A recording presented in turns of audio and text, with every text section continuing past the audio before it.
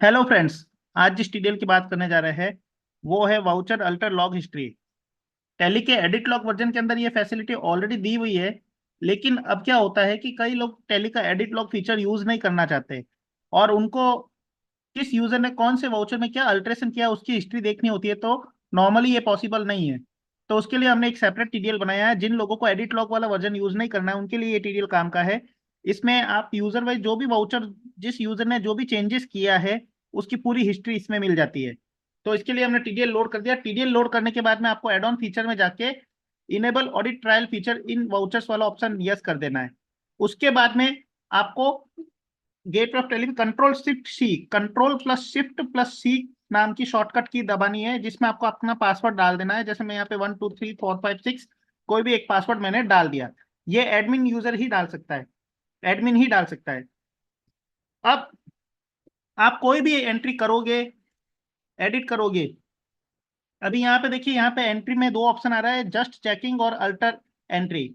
Just checking के अंदर क्या होगा, केवल आप एंट्री चेक कर सकते हो। इस एंट्री का कोई भी इफेक्ट आपके कहीं पे भी नहीं पड़ेगा। अगर आप सेव करने की कोशिश करोगे वो सेव नहीं होगी। और अगर मान लो आपको इसका अल्टर करना है तो यहाँ पे आप रीजन डालिए, जैसे कि अमाउंट चेंज। अब यहाँ पे मैंने 9,600 की जगह 10,000 रुपये कर दिया, तो ये 10,000 रुपये का मैंने अमाउंट चेंज किया है। ये यहाँ पे मेरा सेव हो गया है।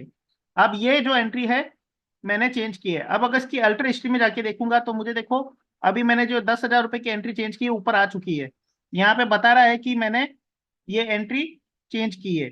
ये वाउचर क्रिएट कब किया गया था, किस यूजर ने किया था, और अल्टर कब किया गया था और किस यूजर ने किया, यहाँ पे बताया। अभी पहले कैश अकाउंट 9,600 रुपये से क्रेडिट था, अभी 10,000 रुपये से क्रेडिट हुआ है। और कस्टमर 8 राजस्थान 9,600 रुपये से डेबिट था, यहाँ पे 10,000 रुपये से डेबिट हो गया है। अभी मान लो मेरे को नई एंट्री पास करता हूँ। मान लो मैं यूजर चेंज कर देता हूँ, मैं यूजर लगा देता हूँ बी। अभी बी यूजर से मैं कोई नई एंट्री करता हूँ, एक पेमेंट की एंट्री करते हैं। यहाँ पे पेमेंट की एंट्री के लिए ये मैंने एक पेमेंट की एंट्री कर दी। अब ये पेमेंट की एंट्री कर दी है, वापस मैं ए यूजर से लॉगिन करता हूँ। तो यहाँ पे अगर वाउचर हिस्ट्री में देखोगे तो मेरे क्रिएट की हुई एंट्री का डिटेल्स नहीं आएगा वहां पे।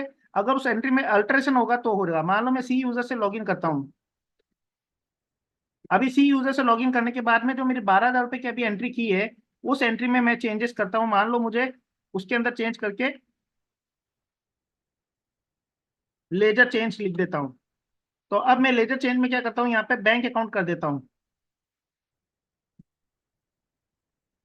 अब ये बैंक अकाउंट करने के बाद में अब अगर लॉग हिस्ट्री देखेंगे तो इसके अंदर आपके अंदर बताएगा, देखो यहाँ पे क्रिएट किया गया था, क्रिएट करने वाले यूजर का नाम और चेंजेस करने वाले यूजर का नाम प्लस जो भी आपने इसमें दिया है। देखो क्रिएट करने वाला यूजर बी है इस एंट्री में, ये यूजर बी है। सेकंड नंबर एंट्री के अंदर यूजर बी ने किया था कैश अकाउंट 12,000 रुपये से क्रेडिट किया था और इस तरह एंट्री इस तरह से की थी।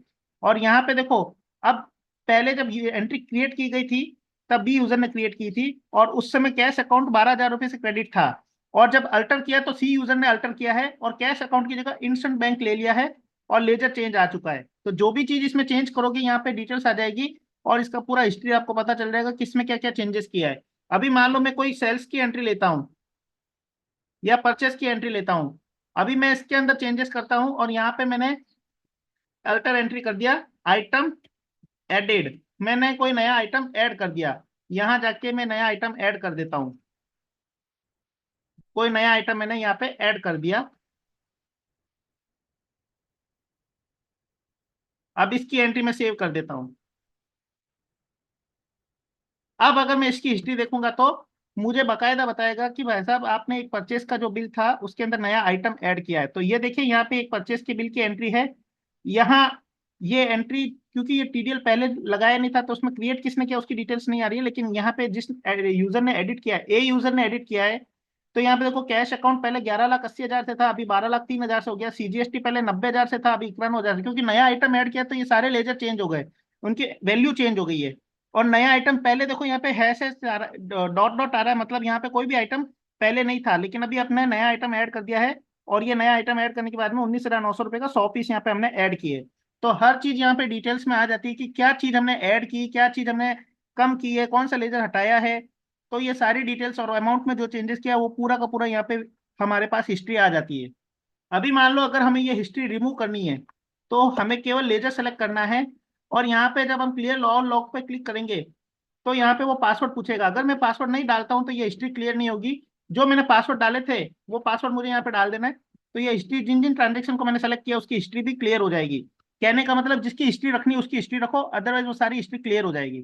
तो इस टीडीएल के थ्रू हमने देखा कि कौन से वाउचर्स में कैसे अल्ट्रेशन किया जाता है, और अल्ट्रेशन करने के बाद में वो एक एक डिटेल्स बताता है किस तारीख को कितनी बजे अल्ट्रेशन किया गया था, किस समय किस यूजर ने क्रिएट किया था, किस समय किस यूजर ने उसे अल्टर किया था और क्या अल्टर किया था।